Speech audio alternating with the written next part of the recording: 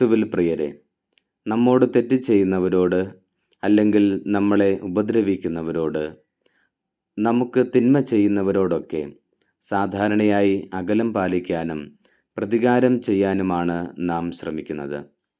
അവരെ മാറ്റി നിർത്താനും അവരോടുള്ള സംഭാഷണങ്ങൾ ഒഴിവാക്കാനും അവരെ ശത്രുവിൻ്റെ പക്ഷത്ത് നിർത്താനും നാം ശ്രമിക്കാറുണ്ട്. അത് തീർച്ചയായും മനുഷ്യസഹജമായ ഒന്ന് തന്നെയാണ്. കാരണം വേദന ഒഴിവാക്കാനും സുഖം അനുഭവിക്കാനും മനുഷ്യന് സഹജമായ ഒരു പ്രവണതയുണ്ട്. അതുകൊണ്ട് തന്നെ ഇത്തരം ആൾക്കാരെ മാറ്റി നിർത്താനാണ് നമുക്ക് താല്പര്യം.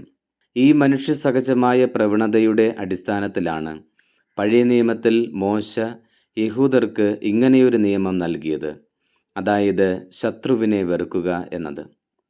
പുതിയ നിയമത്തിലേക്ക് വരുമ്പോൾ യേശുനാഥൻ ഈ മനുഷ്യസഹജമായ പ്രവണതയെ ദൈവിക സ്വഭാവത്തിലേക്ക് പരിവർത്തനപ്പെടുത്തുന്നത് നാം കാണുന്നു.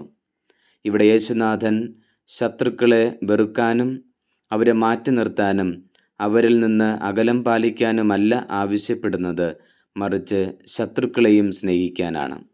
ലോക ചരിത്രത്തിൽ തന്നെ ഇത്തരം ഒരു സങ്കീർണമായ ഒരു ഉപദേശം ഒരു മതഗുരുവും നൽകിയിട്ടില്ല.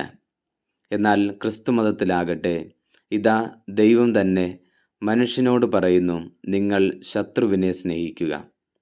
അതിനവിടുന്ന് ഏറ്റവും ഉദാത്തമായ മാതൃകയും നൽകി. കുരിശിൽ കിടക്കുന്ന നിമിഷത്തിൽ പോലും തന്നെ ക്രൂശിച്ചവരോട് ക്ഷമിക്കുവാൻ അവിടുന്ന് തയ്യാറായി.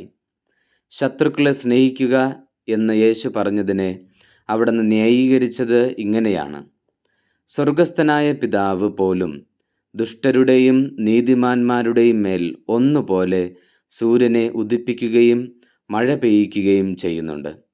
പാപിയെന്നോ നീതിമാനെന്നോ വ്യത്യാസമില്ലാതെ ദൈവം എല്ലാവരെയും സ്നേഹിക്കുന്നു. അതുകൊണ്ട് നിങ്ങളും പരസ്പരം സ്നേഹിക്കണം. ശത്രുവാണോ മിത്രമാണോ എന്നുള്ളതല്ല ഈ സ്നേഹത്തിൻ്റെ അളവുകോൽ, മറിച്ച് എല്ലാവരും സ്വർഗീയ പിതാവിൻ്റെ മക്കളാണ് എന്ന നിലയിൽ എല്ലാവരെയും സ്നേഹിക്കാൻ യേശുനാഥൻ ആവശ്യപ്പെടുന്നു. നമ്മളെ സ്നേഹിക്കുന്നവരെ സ്നേഹിക്കുകയും നമ്മളെ വെറുക്കുന്നവരെ വെറുക്കുകയും ചെയ്യുന്നത് സാധാരണ മനുഷ്യൻ്റെ ശൈലിയാണ്. എന്നാൽ ഒരു ക്രിസ്ത്യാനി അങ്ങനെയാകാൻ പാടില്ല. അവൻ ഈ സ്വാഭാവികമായ പ്രവണതയ്ക്കുപരിയായി നിൽക്കേണ്ടവനാണ്. ദൈവത്തിൻ്റെ സ്വന്തം ഛായയിലും സാദൃശ്യത്തിലും സൃഷ്ടിക്കപ്പെട്ട മനുഷ്യന് അതിനുള്ള സാധ്യതയുമുണ്ട്. സ്നേഹിക്കുന്നവരെ മാത്രം സ്നേഹിക്കുന്നത് വലിയ മേന്മയുള്ള കാര്യമല്ല. അത് ഫരിസേയരും ചുങ്കക്കാരും ചെയ്യുന്നുണ്ടല്ലോ എന്ന് യേശുനാഥൻ പറയുന്നു. നാം അതിനേക്കാൾ മെച്ചമുള്ളവരായിരിക്കണം എന്ന് അവിടുന്ന് ആഗ്രഹിക്കുന്നു. നമുക്ക് നന്മ ചെയ്യുന്നവർക്ക് മാത്രം നാം പ്രത്യുപകാരം ചെയ്യുന്നതിൽ മേന്മയില്ല.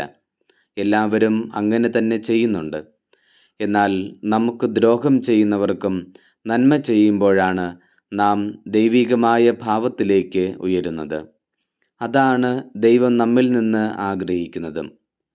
ഒരു പ്രവർത്തനത്തിൽ എന്നോട് സഹകരിക്കുന്നവരോട് മറ്റൊരവസരത്തിൽ അവരോടും സഹകരിക്കുകയും, അല്ലെങ്കിൽ BCC യോഗങ്ങളിൽ എൻ്റെ വീട്ടിൽ വരുന്നവരുടെ മാത്രം വീടുകളിൽ ഞാൻ പോകുകയും ചെയ്യുമ്പോൾ നാം വെറും ചുങ്കക്കാരുടെയും ഫരിസേയരുടെയും മനോഭാവത്തിലേക്ക് അധപ്പതിക്കുന്നു.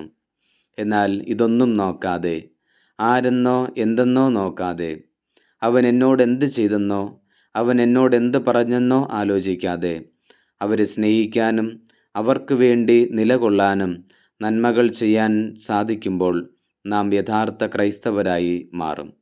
ദൈവം നമ്മെ അനുഗ്രഹിക്കട്ടെ.